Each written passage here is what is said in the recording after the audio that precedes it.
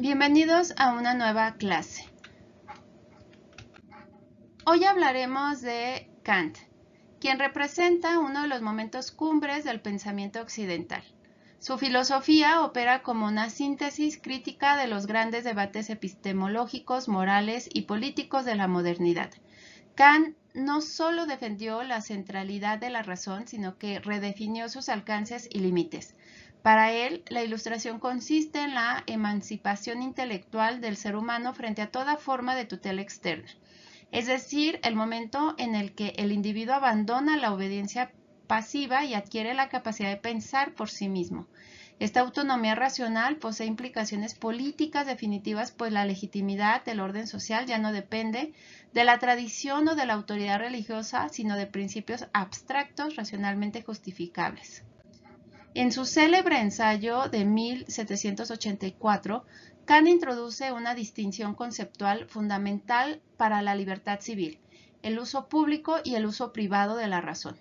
El uso privado es aquel que realiza una persona en el ejercicio de un puesto civil o función pública encomendada. Aquí el ciudadano debe obedecer y actuar de forma disciplinada para garantizar que las instituciones funcionen.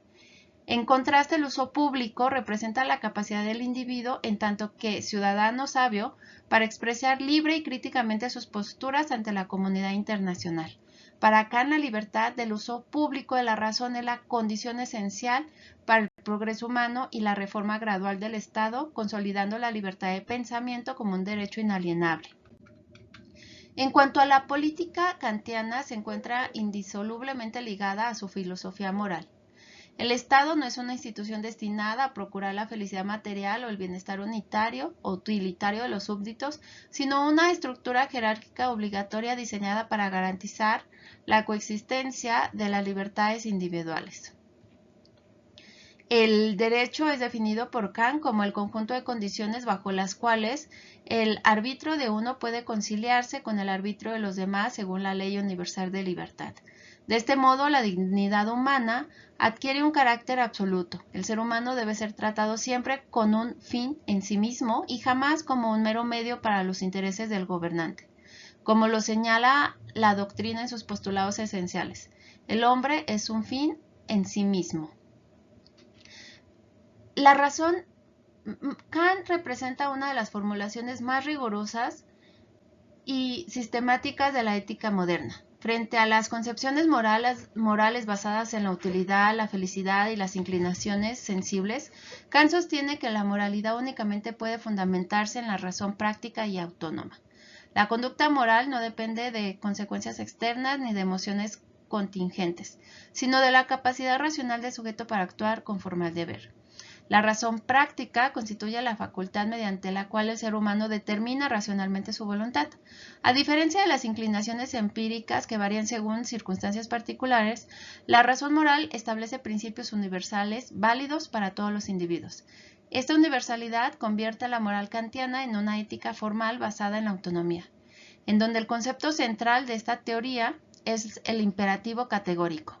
Kant distingue entre imperativos hipotéticos, es decir, condiciones por fines concretos, e imperativos categóricos que obligan de manera incondicionada. El imperativo categórico exige actuar únicamente conforme a máximas que puedan convertirse racionalmente en leyes universales. La autonomía moral implica que el individuo no obedece mandatos externos, sino leyes racionales que él mismo reconoce como universalmente válidas. Esta idea posee profundas implicaciones políticas y jurídicas, pues fundamenta la dignidad humana y la igualdad moral de todas las personas. El desarrollo filosófico de Kant suele dividirse en dos grandes etapas: la etapa precrítica y la etapa crítica. Esta distinción resulta fundamental para comprender la evolución de su pensamiento y la transformación metodológica que introdujo en la filosofía moderna. Durante la etapa precrítica, Kant se interesó principalmente por problemas científicos y metafísicos relacionados con la física, las matemáticas y el racionalismo alemán. La filosofía crítica inaugura una nueva forma de pensar de Kant. En lugar de preguntarse directamente por la naturaleza de las cosas, Kant investiga las condiciones que lo hacen posible. Las obras fundamentales de este periodo, por ejemplo, Crítica a la razón pura, Crítica de la razón práctica y Crítica del juicio, establece un sistema filosófico orientado a delimitar los alcances legítimos de la razón humana.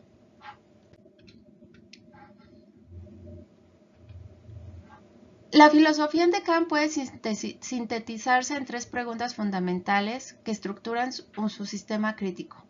¿Qué puedo conocer? ¿Qué debo hacer? ¿Y qué me cabe esperar? Estas interrogantes condensan los problemas centrales de la epistemología, la ética y la filosofía de la historia, articulando una comprensión integral del ser humano como sujeto racional.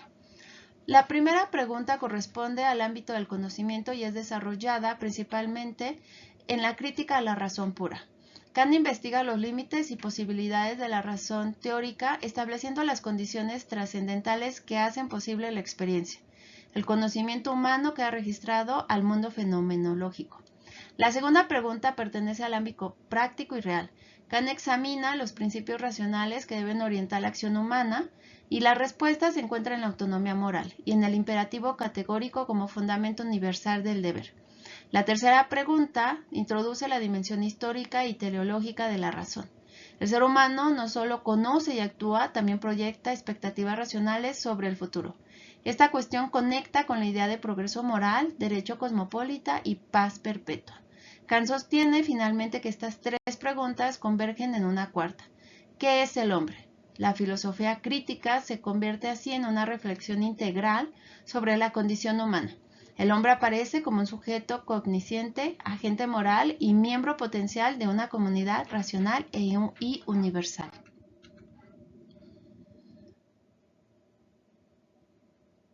Kant desarrolla una teoría racional de la paz basada en principios jurídicos universales y en la progresividad organizacional cosmopolita de la humanidad. La paz no es concebida como una simple ausencia de guerra, sino como un orden jurídico estable sustentado en instituciones racionales. La propuesta política de Kant no se limita a las fronteras internas del Estado, se extiende de manera visionaria al escenario internacional en su ensayo de 1795, hacia la paz perpetua. Kant argumentó que los estados, al igual que los individuos en el estado de naturaleza, viven en una condición de guerra latente que debe ser superada jurídicamente. Para alcanzar una paz duradera, propuso la creación de una federación de estados libres y republicanos basados en los derechos de agentes. Asimismo, introdujo el concepto revolucionario de derecho cosmopolita, el cual limita las condiciones de la hospitalidad universal, estableciendo que un extranjero no debe ser tratado como enemigo al llegar al territorio de otro. La paz perpetua no es un ideal utópico, sino un deber jurídico al que la humanidad se encamina racionalmente. Hacia la paz perpetua, Kant formula una serie de artículos preliminares destinados a limitar progresivamente la guerra, crear condiciones para un orden internacional racional. Estos artículos poseen carácter preventivo y buscan eliminar prácticas políticas incompatibles con la configuración entre los estados. Kant considera que la guerra no puede desaparecer únicamente mediante apelaciones morales. Es necesario construir normas jurídicas internacionales capaces de restringir conductas estatales destructivas. Entre los principios establecidos se encuentran la prohibición de tratados secretos, la imposibilidad de adquirir estados mediante herencias o compras, la reducción gradual de los ejércitos permanentes y la no intervención en asuntos internos de otras naciones. Estas disposiciones reflejan una transformación fundamental en la concepción de la política internacional. Kant distingue además entre otros artículos de cumplimiento estricto e inmediato y principios cuya realización puede ser gradual. Esta diferencia demuestra el carácter práctico y progresivo de su proyecto político. La paz perpetua no constituye una utopía inmediata, sino una transición histórica orientada por la razón. Dentro de la teoría política de Kant, el republicanismo constituye la condición fundamental para alcanzar una paz duradera entre las naciones. Kant sostiene que la forma de organización interna de los estados influye directamente sobre las relaciones internacionales. Los gobiernos despóticos, al concentrar el poder en una sola voluntad, tienden con mayor facilidad a la guerra. En cambio, los estados republicanos poseen mecanismos racionales y jurídicos que limitan las decisiones arbitrarias. La Constitución republicana se caracteriza por 3 elementos esenciales: libertad jurídica de los ciudadanos, dependencia de todos respecto de una legislación común e igualdad civil. Estos principios garantizan que el ejército del poder político se encuentre sometido a normas racionales y no a intereses particulares del gobernante. Kant considera que los ciudadanos, al ser quienes soportan las consecuencias materiales y humanas de la guerra, interactuarán con mayor prudencia antes de aprobar conflictos armados. Una de las aportaciones más innovadoras de Kant a la filosofía política moderna es la formulación del derecho cosmopolita. Este concepto amplía el alcance tradicional del derecho superando las fronteras racionales para reconocer a todos los seres humanos como miembros potenciales de una comunidad jurídica universal. El derecho deja de limitarse a las relaciones entre ciudadanos y estados o entre distintos estados, incorporando una dimensión profundamente universal. El fundamento del derecho cosmopolita reside en la dignidad racional compartida por toda la humanidad. Y es que el derecho deja de limitarse a las relaciones entre ciudadanos. Ninguna persona puede ser tratada exclusivamente como medio para fines ajenos, pues todos poseen igual valor moral. Y aquí es esta universalidad ética que se introduce jurídicamente en el reconocimiento de derechos mínimos aplicables a cualquier individuo. Y bueno, para terminar, y habiendo analizado individualmente a los 3 autores, es momento de examinar la tríada de la Ilustración en su conjunto. Aunque compartieron el proyecto histórico de combatir al absolutismo, sus enfoques filosóficos presentan matices muy valiosos.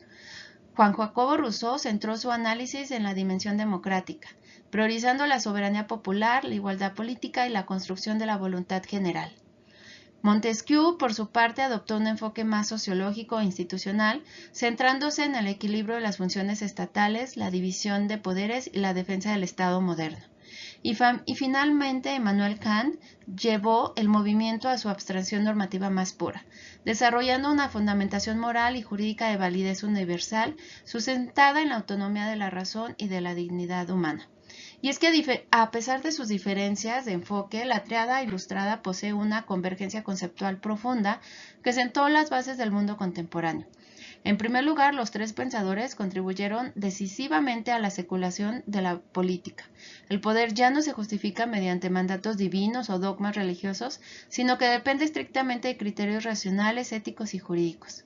En segundo lugar, existe una coincidencia absoluta en la centralidad de la ley. Para Rousseau, la ley legítima es la expresión directa de la voluntad general. Para Montesquieu, constituye la máxima garantía ciudadana frente al abuso del poder. Y para Kant, representa la manifestación racional de la autonomía jurídica. En los 3 sistemas, la legalidad parece indisolublemente vinculada a la libertad y nunca a la mera opresión o a la coerción arbitraria. Y entonces, para concluir, debemos ponderar el inmenso legado político que nos heredó la tríada de la Ilustración. Las ideas de Rousseau, Montesquieu y de Kant no se quedaron en papel. Dinamitaron ideológicamente el antiguo régimen, inspiraron las grandes revoluciones y se convirtieron en las columnas del constitucionalismo democrático moderno. Conceptos que hoy consideramos fundamentales como los derechos humanos, la división de poderes, la soberanía popular, el principio de legalidad y la búsqueda de un orden internacional pacífico son deudas directas de este movimiento intelectual.